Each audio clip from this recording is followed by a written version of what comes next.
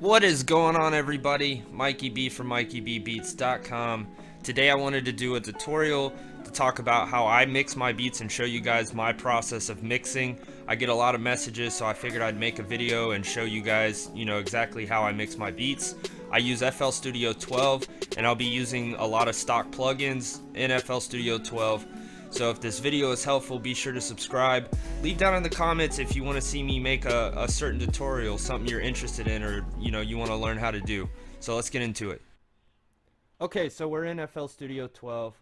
I've went ahead and I've set everything to the mixer track. I've built just a little quick beat just so I can show you guys. Beat's already built. So this is what it sounds like before it's mixed.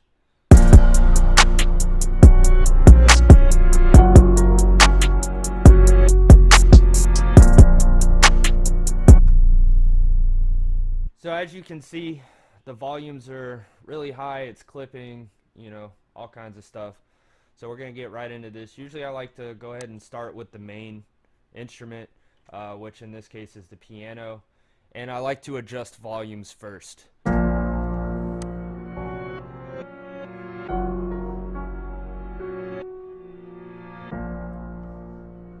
Okay, so that's a pretty good volume. The next thing I like to do is I like to go through I like to open up the parametric EQ, the Fruity Parametric EQ2, and I just like to take the lows out of all the instruments. The only lows that you should have in a mix is your kick and your bass, and that's it. So we're going to take the lows out of the piano.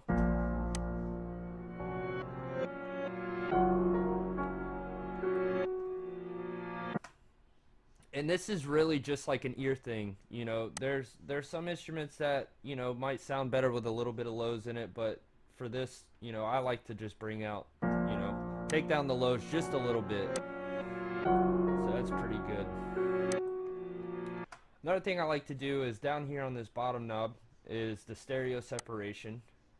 That just kind of makes it sound full. It just kind of puts it out. Sometimes, I just put it out on the main instrument. You can hear the difference. If you go this way, it's mono, more centralized.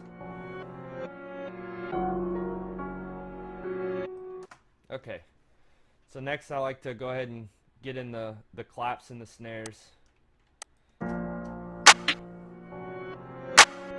once again, adjust volumes accordingly.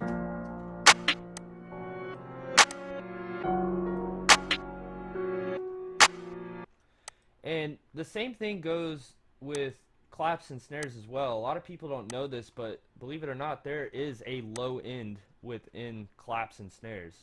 I'll pull it up and I'll show you.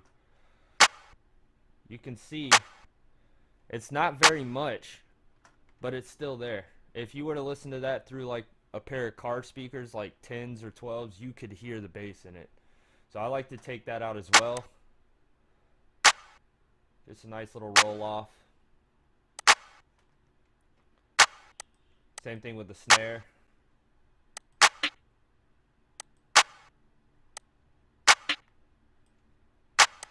Okay, this is what we got so far.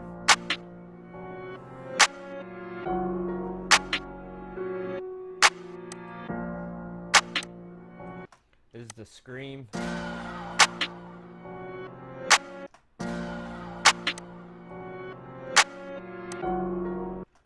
I like to take the lows out of everything. I make sure there is no low end whatsoever in any other instrument other than the kicks and the bass. Alright, so now we're going to get into the kick. And you can see that's bad. That is bad. See, it's turning red, it's clipping, it's going to sound like shit. So we're going to go ahead and bring this down a little bit. There we go.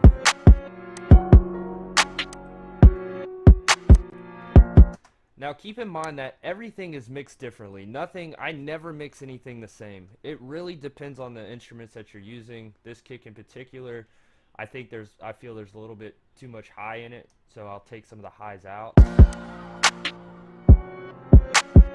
Just to give it more of that punchy feel.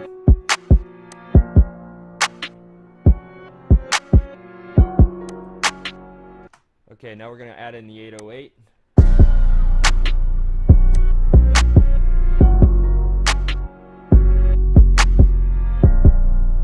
Now this is the biggest question I get all the time, which is how do I sidechain, the kick and the 808? So basically when the kick hits, it's going to lower the 808 down in volume so they're not clashing together.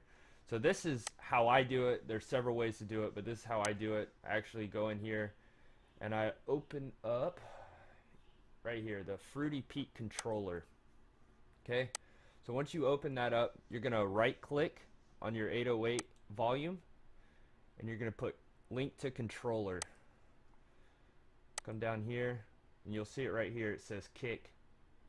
Just click it on peak control, peak LFO. You're going to invert it and click accept. Now this is what it's going to do. So now what you want to do is you want to go back into your peak controller. The base of this controls where it starts. So you'll see as I adjust it, so we wanted it, I don't know, about, I think we had it about right there. A little bit. Right in there. And then the volume right here actually controls how far it dips down, like how much volume is decreased. So you just kind of adjust that accordingly.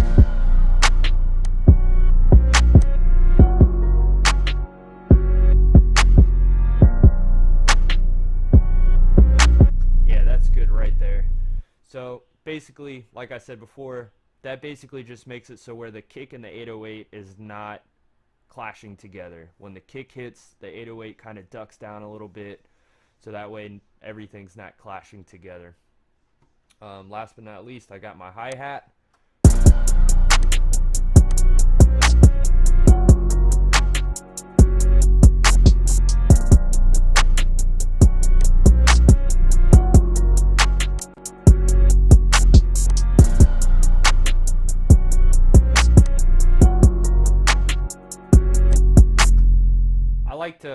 I also make sure there's no lows in the hi-hats as well.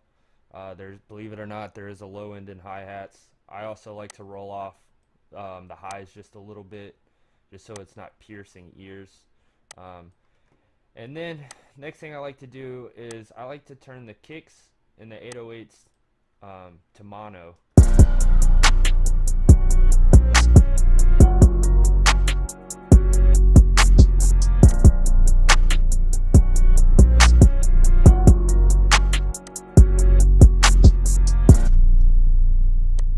Like I said, this is a very basic mix. As you can see, we're still kind of clipping over 0. So this is when I like to bring up my limiter. Where you at? Where you at? Okay, so I like to bring up my limiter. I like to bring the saturation down just a little bit.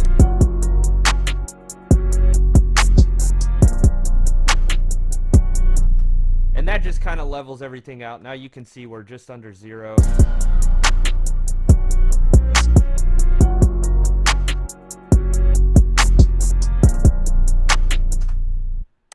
Alright.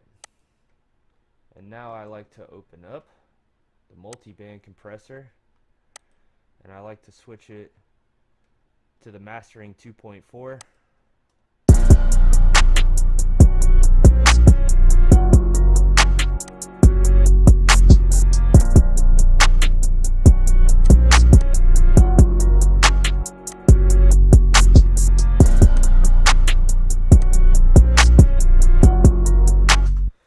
So this right here is a basic mix. This is, I mean, you can go into a lot more detail as far as, EQing goes and stuff like that, but this is a great start for people who are trying to learn how to mix.